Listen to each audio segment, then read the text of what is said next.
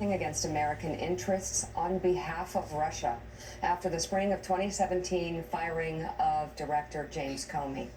According to former law enforcement officials and others familiar with the probe, counterintelligence investigators had to consider whether the president's actions constituted a possible threat to national security. Now that's huge. On so many levels.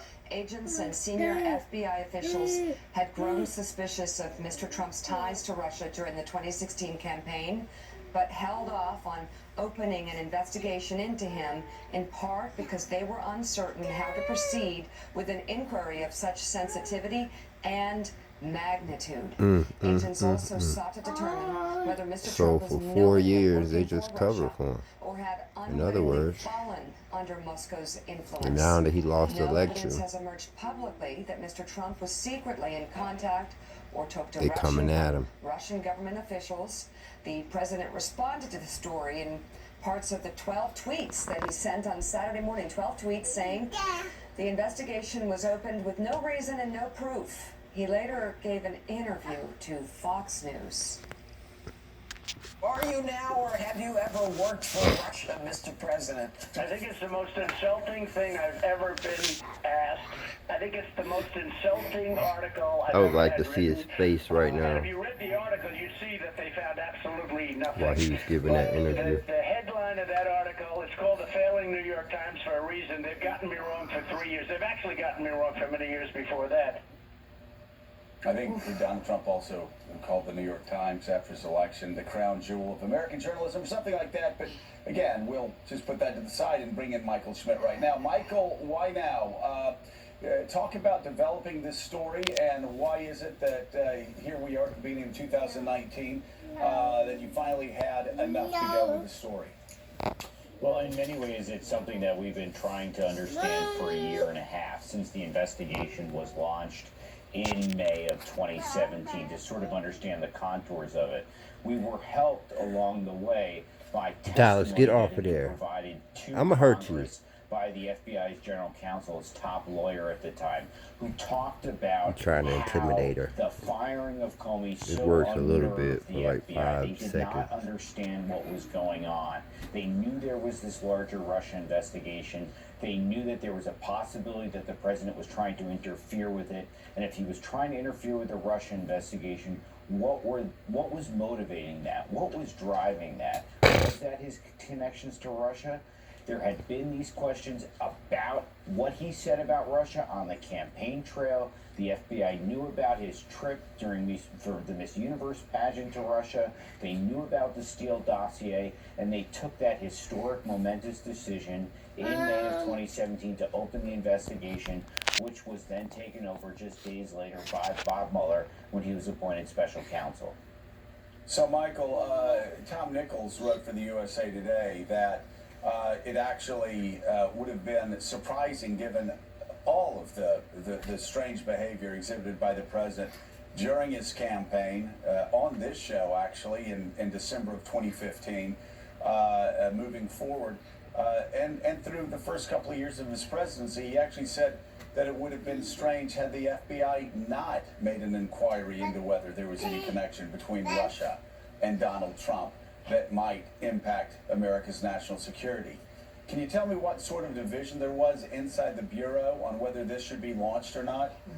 Well, the Bureau is sort of looking at two questions. They're looking at a question of obstruction, simple criminal obstruction. Was the president breaking the law by trying to interfere with the investigation? And then the counterintelligence question, the national security question, something that would not usually result in a criminal charge, but trying to answer what are his ties and why is he acting that way. It is true, he did do a lot of things before May of 2017 that made investigators very suspicious. The problem is that to open up an investigation on the president, you have to clear a particularly high bar. As we've seen, it creates a lot of problems for the president when you do that. So you better have enough evidence and feel good about what you're doing before you go forward with that. It was the firing of Comey that led them to that point, that made them feel comfortable to open an investigation into him. Right. But Michael, the question is, was there significant dissent within the FBI to open the investigation, or did most of the people that had that decision basically in their hands, did most of them agree that this is something that they needed to look into? I think that this is something that they thought for much of the spring of 2017 they needed to look into. I think they were in a group. Hold up. So they had all that evidence against him that they was sure of. How does an impeachment not go through? Well, he got impeached, but McConnell saved him because McConnell is his son. So it's understood, but in the same aspect, man, look where the country is now, and look at the damage that's been done to the reputation of the United States. Wow. All by some guy that shouldn't have never been in office. Agreement after the Comey firing that they had to go ahead and do that. I do not know what the reaction was by senior Justice Department officials like Rod Rosenstein at the time that it was opened. The FBI had gone ahead and done this on their own. You also, I think we sometimes forget what was going on in the larger context of the Justice Department at the time. Rod Rosenstein, the Deputy Attorney General, the person who was overseeing the Russia investigation, had just provided the president with a rationale for firing Comey that was not the president's real reason for getting rid of him.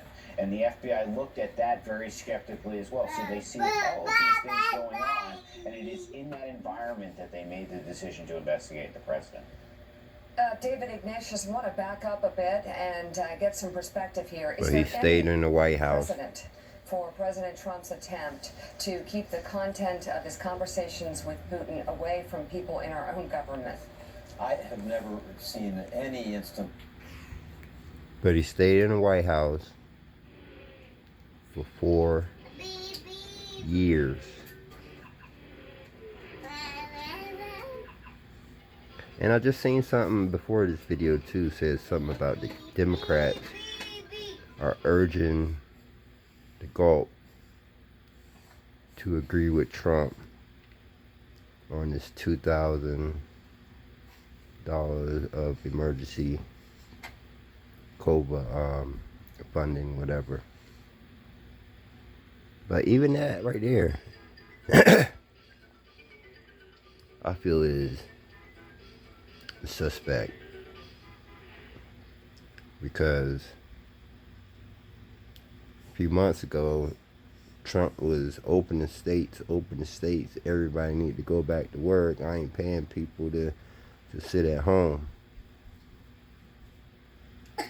But now you're recommending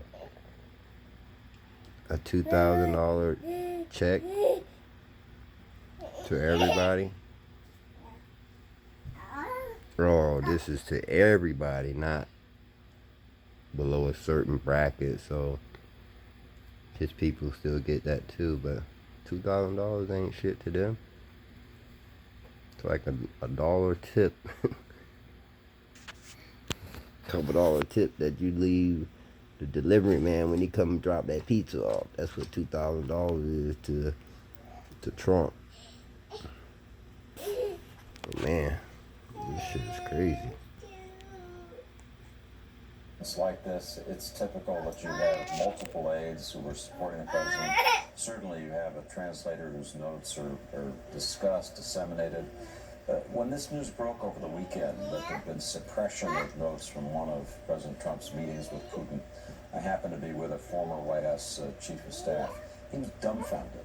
He said, I can't believe that. It's not possible that they'd seek to suppress the notes.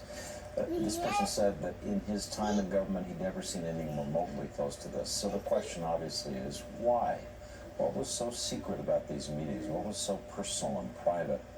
In the footage that we watched at the opening of this segment, we saw Donald Trump confronted with a sharp question about his relationship with Putin. We saw him sort of sputter.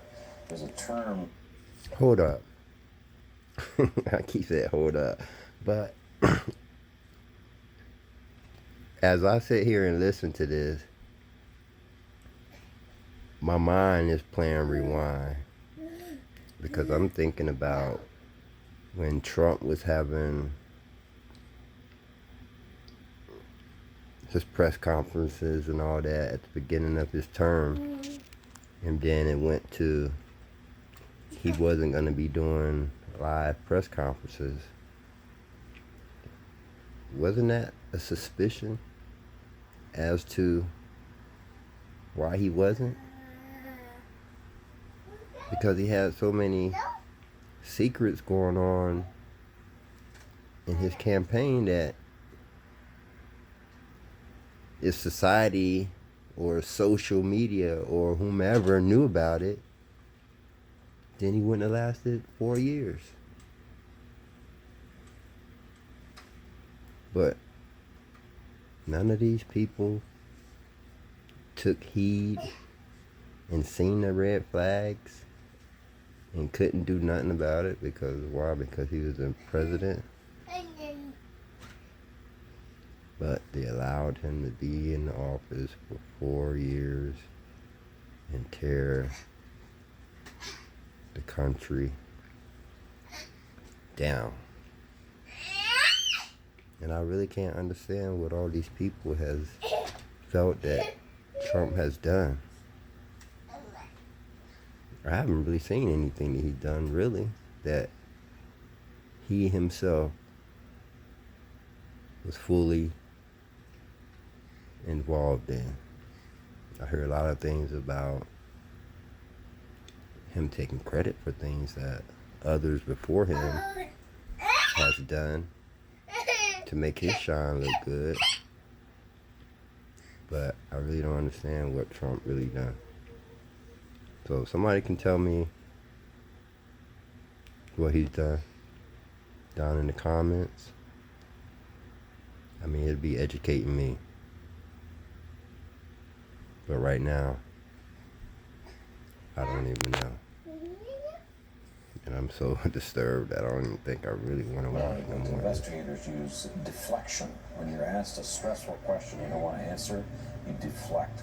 And we saw a perfect instance of that. But just to say finally, Michael Schmidt's reporting on this FBI investigation is so important because it reminds us that the FBI's job in the beginning of this was about Russia. This was a counterintelligence investigation into anomalous, strange behavior involving the president. And the question that the reporting raises is whether the alleged obstruction of justice and firing Comey and other actions, whether that was the collusion, that was the effort to help Russia. Well, and David, that is something that many legal experts have been bringing up over the past several days, that perhaps the obstruction was the collusion. Maybe it was part of the collusion. Maybe we don't have two separate legal theories moving at the same time. Maybe it comes together. That said, just let's step back just for 1 second. And David, tell me, what were your thoughts the first time you saw the headline, Michael Schmidt's headline in the Times headline, that the President of the United States, any President of the United States, was being investigated as an asset of one of our foreign enemies? Joe, I am not somebody who goes for conspiracy theories. I think usually the simpler explanation is correct. So I've been reluctant to see this as a story of an American candidate and then president who was the tool of a foreign intelligence service. You begin to have to look at that more seriously now as you put everything together. I mean, in a sense, this is a conspiracy hiding in plain sight. You just put together every known fact, every piece of video with Trump and Putin together. It's our friend Ben Wittes from Lawfare who made this argument that you and I were talking about, that it's the obstruction that is the collusion. Suddenly that seems so clear. We're going to have a wild month ahead. It's likely that Mueller will issue his report over the next month, and all these issues that are pregnant are going to come roaring at us. You can see the president's already destabilized as he thinks about how he's going to have to deal with them. Yeah, let's bring in Greg Miller. Greg, of course, you're reporting at the Washington Post, brought to the American people the fact that this president, who had already made a lot of Americans and a lot of foreign policy leaders uncomfortable with wanting to meet alone with Vladimir Putin, except with an interpreter, after the meeting, seized the interpreter's notes. So even those closest to him in the White House would not know the content of the conversation between Vladimir Putin and himself. Tell us about your reporting. Tell us about the story. Tell us about the possible implications. I mean, as you just allude to there, this is a president who doesn't really listen to his aides going into these meetings. And then this story is about how he often conceals what transpires in these meetings from those same aides afterward. And, you know, that would be disconcerting in any circumstance for a president meeting with any world leader.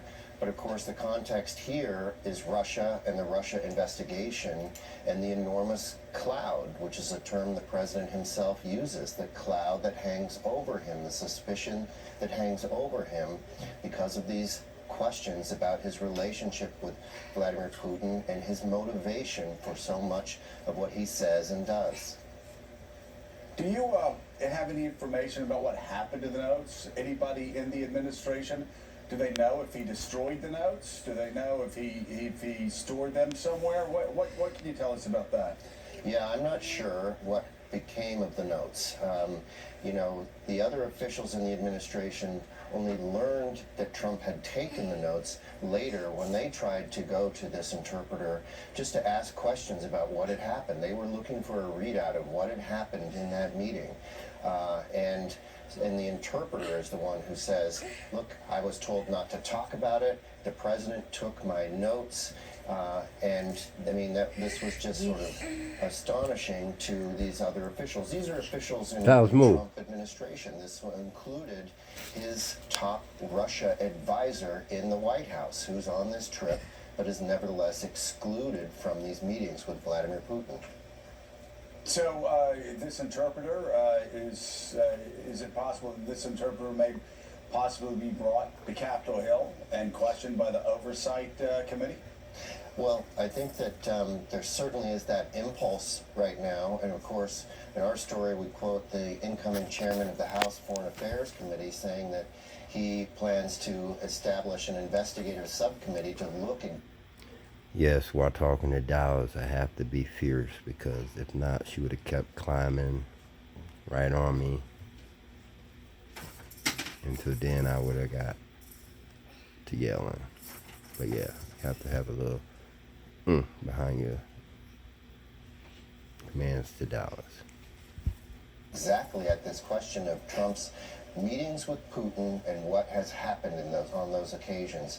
But of course, it's also a sensitive thing because interpreters, they're not the president's advisors or aides. They're there for a very narrow, impartial function. And so there's also some concern about dragging an interpreter before Congress to reveal the communications of a president. Let's bring in Richard Haas, President of the Council on Foreign Relations. Richard, it seems a bit ridiculous to even ask because we know the answer is no, but you know we need to check it off of your list as well. Have you ever heard of a president having a one-on-one meeting without any aides and only having an interpreter with him, and then having that interpreter deliver back to him the notes with the order to not talk about anything that was mentioned in the meeting? Not surprisingly, Joe, the answer is no. In my experience, and I've worked in 4 administrations, you have both an interpreter when you need one, and you have an official, usually the National Security Council aide, who takes notes. And now she's too quiet, so she's up to something. When I look like now she just jumped up. an interpreter's notebook, they often just write the odd word. They're trying to remember things because they're doing usually consecutive translation, sometimes simultaneous. So it's to basically keep up with the conversation. When you have a National Security Council aide sitting there, he or she essentially reconstructs the entire conversation. They know the policy.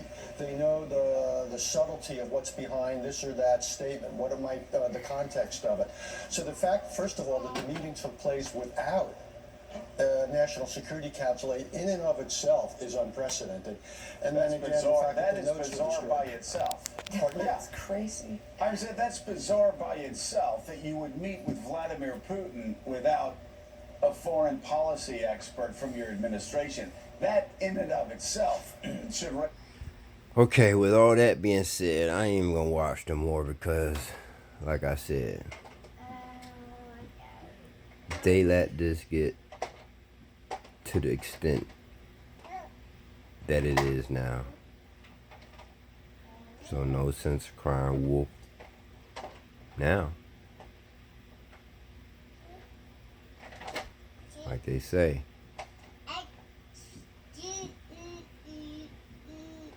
Do the time, do the crime, you do the time. So the same thing in life. If you do anything, you have to be able to deal with the repercussion,